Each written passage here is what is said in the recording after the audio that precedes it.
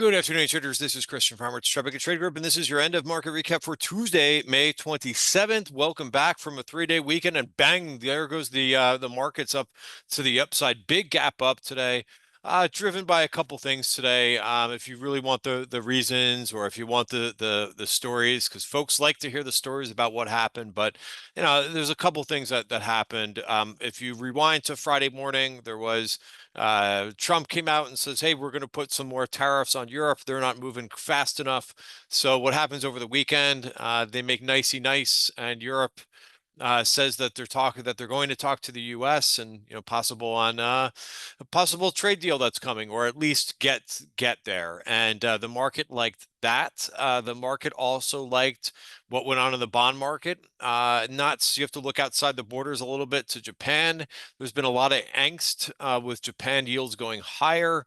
I saw Zero Hedge post a couple things about, they're always on top of, like, when there's something going on in a bond market, they usually mention something is going on there, and they'll talk about the moves, which I think are pretty good to take note of.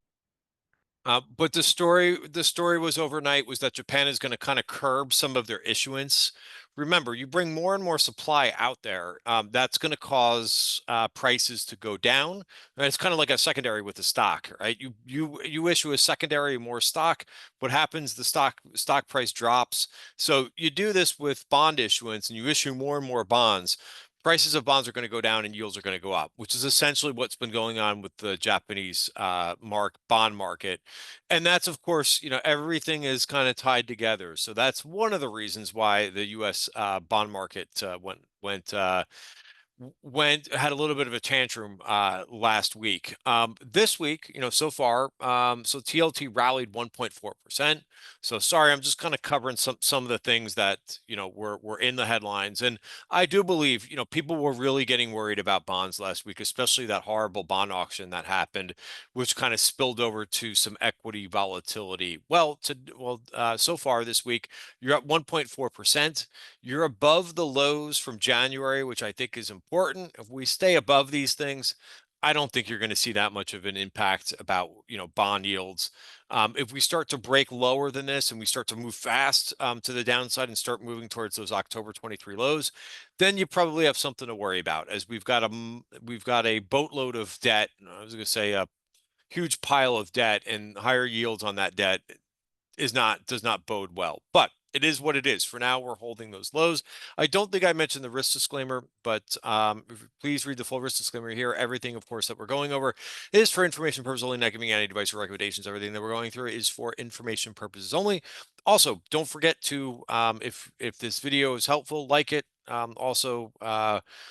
Subscribe to the YouTube channel. All of those things are helpful to me, and I will continue to do these free after the close videos. So gap ups, they are not, so we gapped up about like over 1% for the day.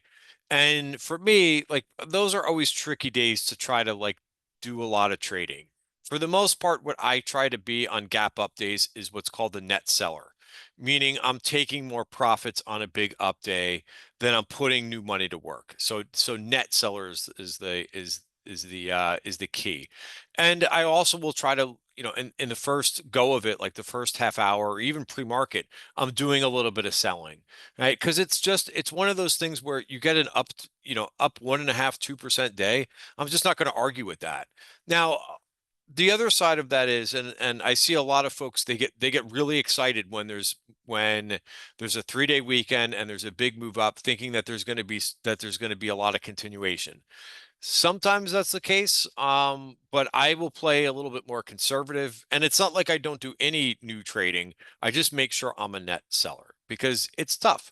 Sometimes we see the market gap up, after when there is news over the weekend, like we had, and then we just kind of sit all day. But you could see, and this is why I have this spreadsheet sorted by percentage change from the open, there was some buying in some things today. And in fact, the Qs, which I've got highlighted here, they advanced about 1% from the open. So that's not bad. I mean, so the market really kind of gave you a nice day today.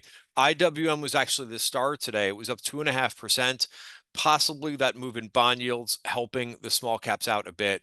Gold, which I'm glad to get out of that trade from last week. I talked about that, and I had a lot of questions about that. Why'd you sell your GLD position? Well, because I think gold is, to me, gold is always a bit of a trickier type trade, and I was happy to take profits in it. The VIX was down about almost 8% for the day, so that volatility, that little spike that we saw on Friday, completely came out of volatility. And where are we now with the VIX? Let me just make sure I've got this on my, we are all the way back down to 19. So back below, like 20 is really the level to kind of take note of at this point. I think it's a good sign that we're back below 20. And looking at the markets for the day before we get into any of the technicals, I think you could basically summarize today as risk on. Growth, and I look at the large cap growth ETF VUG was up 2.4%. Value still was no slack today.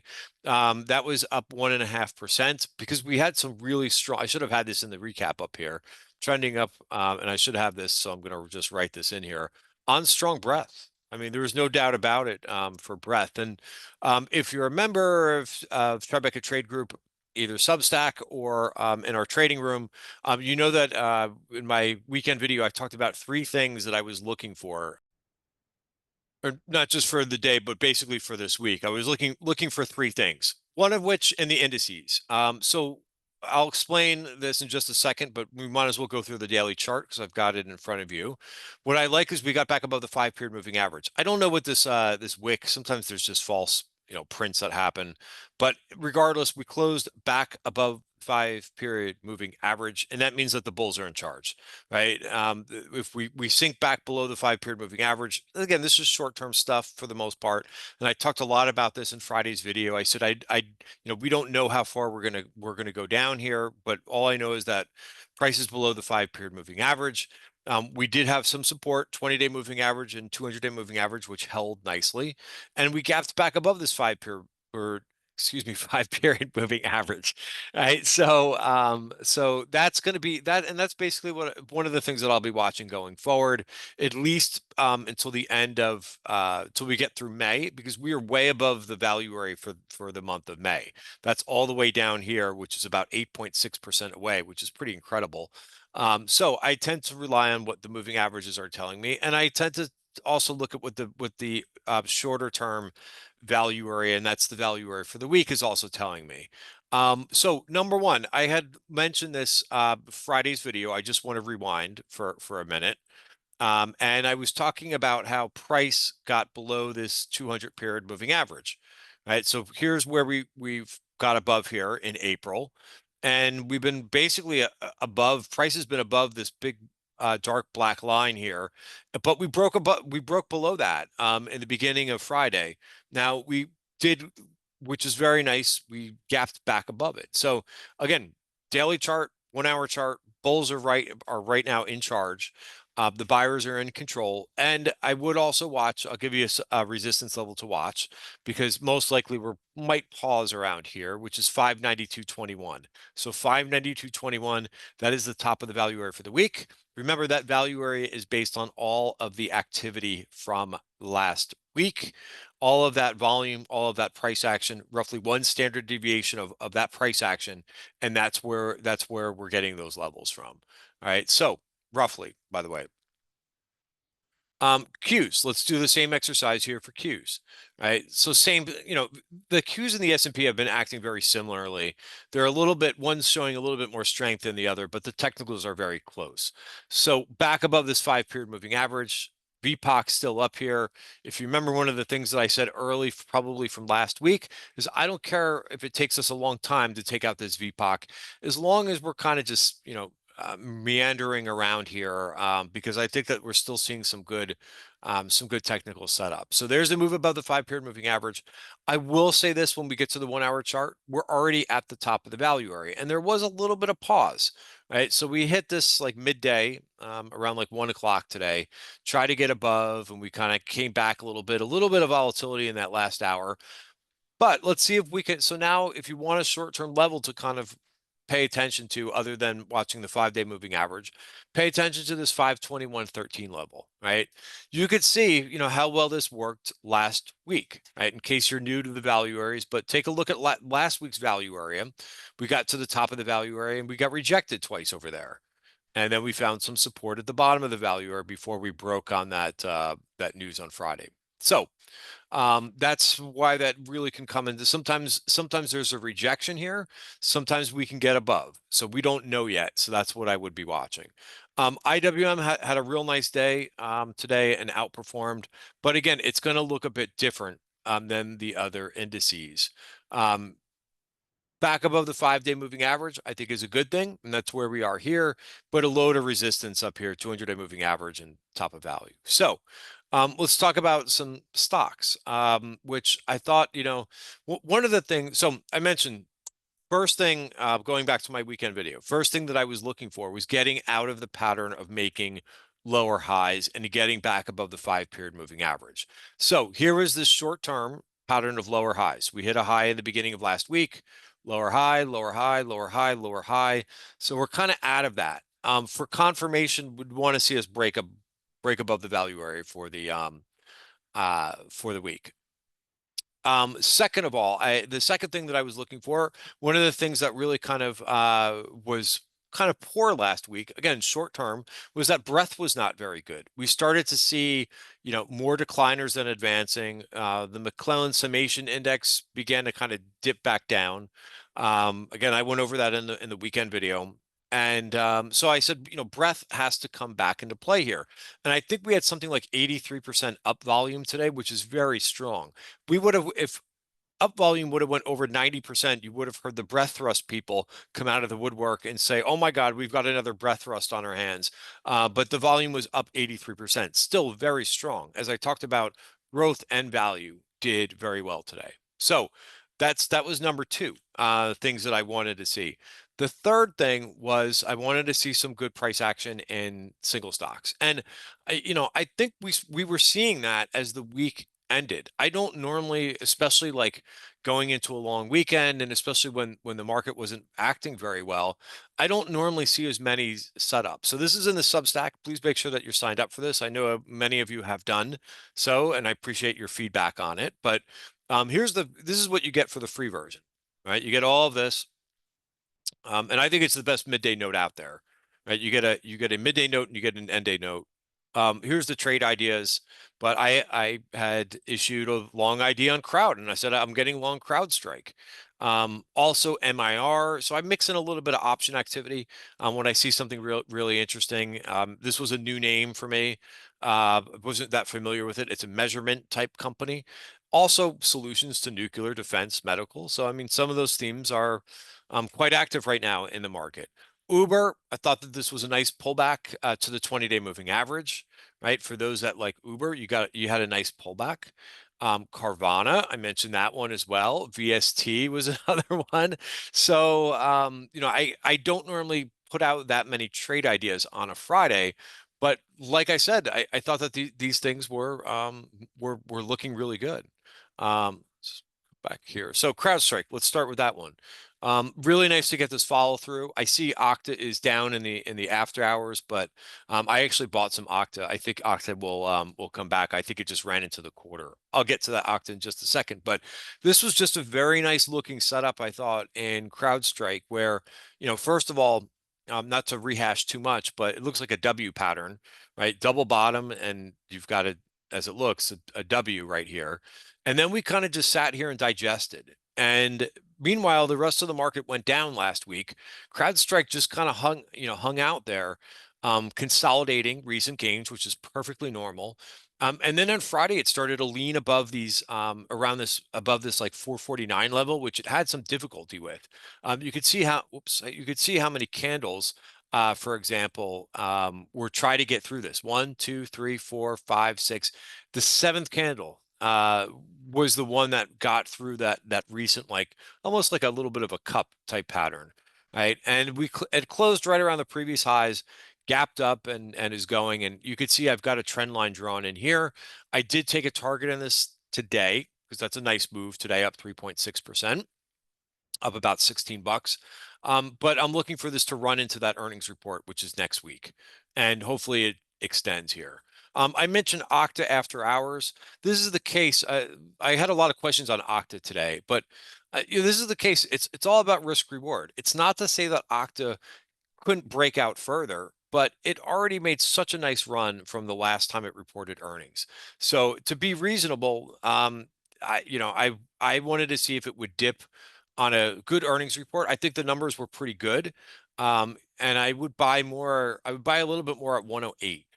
But I did buy some at 114. I bought a little bit more at 112, and I might buy a little bit more down here at 108. Just scaling in, not doing anything crazy here. But they mentioned that there's some uncertainty. Who doesn't know that there's uncertainty for with the political environment. So a lot of companies are doing that on their earnings, but I thought that their numbers were fairly good. They just have the case of they ran too much into their earnings report. I bring this up because folks sometimes they don't think about this.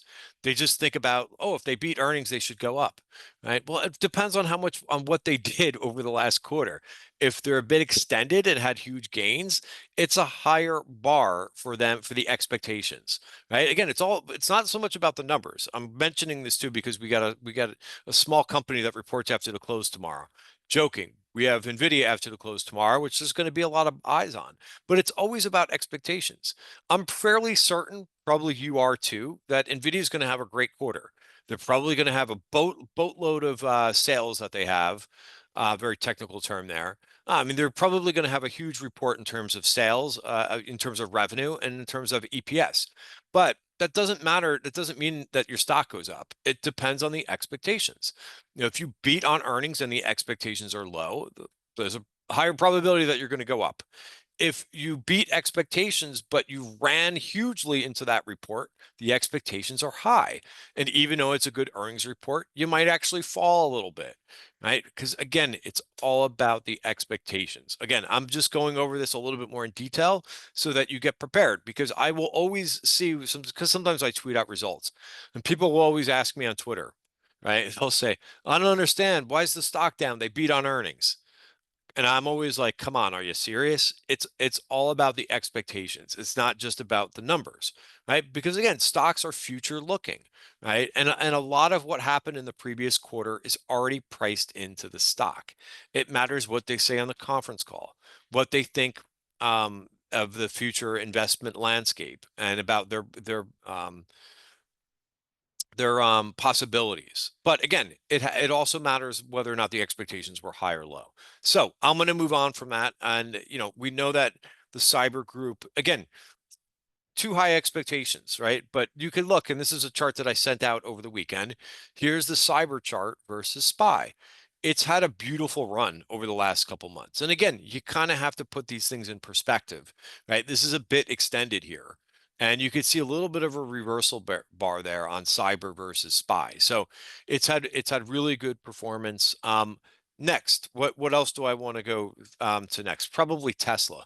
So Tesla, if you've been watching my videos, you know that I trimmed, this is my trim point. I got out of my stock position in my trading account, didn't get out of it in my long-term account, trend trading account. And I still have an option position on in Tesla. But you don't know what's going to happen at these VPOCs. Sometimes there's a firm rejection and we begin to trickle lower. Or sometimes price manages to break right through, or sometimes you have this, which is tight consolidation, right? And it's always, there's a lot of overhead supply there. That's what a VPOC is telling you. And it becomes a battleground between new buyers and existing and sellers that are out there, overhead supply. So what I liked about Tesla after I took profits at 353 is that the consolidation was just very tight in here. And of course, you had a nice move higher. The stock again is going to move more on what they're doing in the future, more about robotics, more about the robo taxi, right? Those are going to be its levers for future growth. So you got a nice move higher here, and I'll stay long this because I did add a position here, and I'll stay long versus that 354 VPOC. At 353, I'll give myself a little bit more tolerance. But now I'm looking for a move up to this 480, was it 409? There's also a VPOC up here as well, where price might get rejected here, so we have to pay attention, and that's at 375. That's another 3.5% up, and that's a nice breakout of the value area. Again, this is something I tweeted that value area over the weekend too publicly. So a nice move there. And I think a lot of other moves too, our watch list did very well. Again, it's tricky with the gap ups. Rocket Labs had a huge day. It's Serve had a big day. I did not get into all these names, by the way. I just kind of played my game because I did add some names.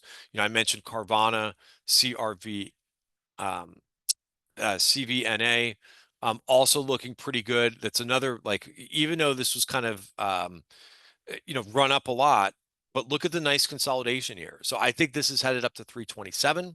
Again, this was from our Friday note, and a nice move there.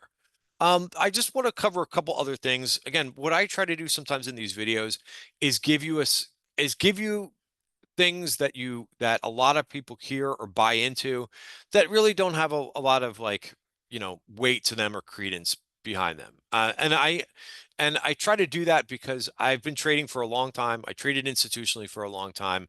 And I sometimes I see things and I just kind of shake, see or hear things and I just kind of shake my head.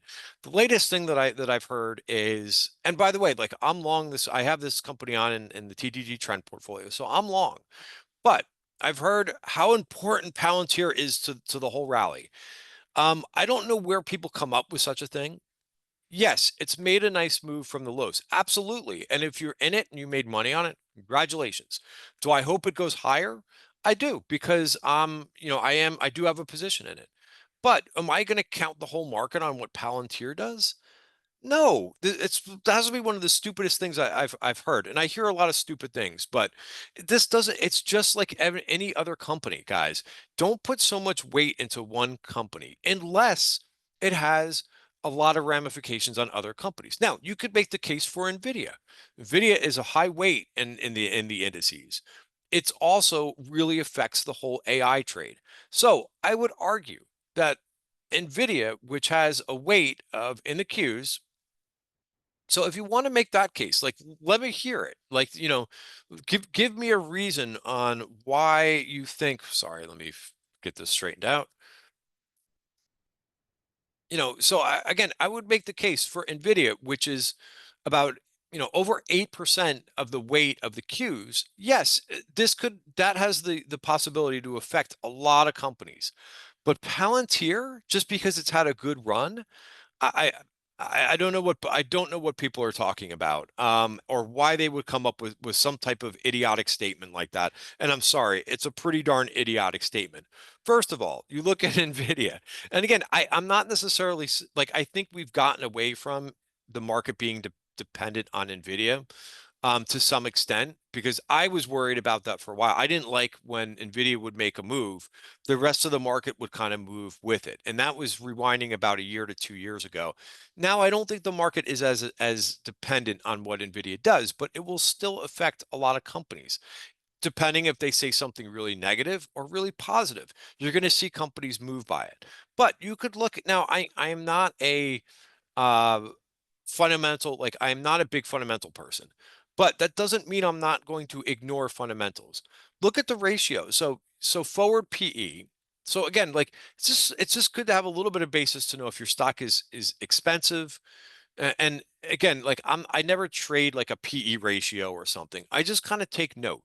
Because I think it's important sometimes, right? So the PE is a 31, it's a 46. Okay, it's a little bit expensive, but Nvidia is still going to move on future earnings, right? Now you take a look at Palantir, and I'm not saying that it can't get more expensive, but look at the PE here.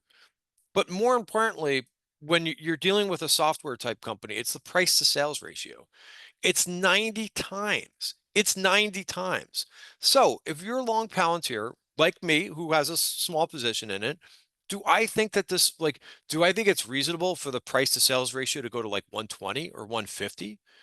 I mean, you really have to have basically what that means is the more expensive your company gets, right, from a valuation standpoint, you're pricing in a perfect environment, and that the company must grow and grow and grow and grow and grow faster and faster and faster because the price has advanced so much. And if they have a slip up, right, what will happen if they have a slip up with a price to sales ratio, or there's some negative news on Palantir with a price to sales ratio? it will come down fast, and it usually will come down faster than a name that's more adequately valued. And that's all I basically use fundamentals for. I follow the price action because I believe that the price action tells us more to know about a company. But I've gotten burned before when software companies get to around like a 40, anything above 25 for a software company is pretty expensive. So please, have a little bit of understanding that, first of all, Palantir, who's not a big weight in any of the indices, please be careful about listening to some of these folks who tell you that something is important. It's not really important. Because if Palantir goes down, it's not going to take the market with it, right? It might, if now other growth companies might go down too, and might be a rotation out of growth and into value or into cash or something like that.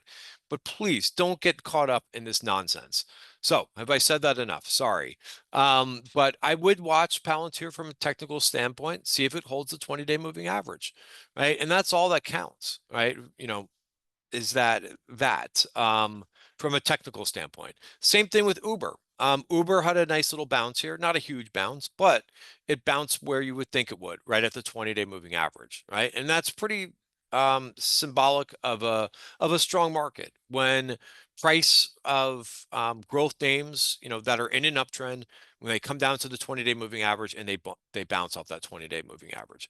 Hood's another one. I'm not going to go over every setup here. Video will be too long, but Hood didn't close on the highs today, but had a heck of a nice day, up 4.5% from where it was.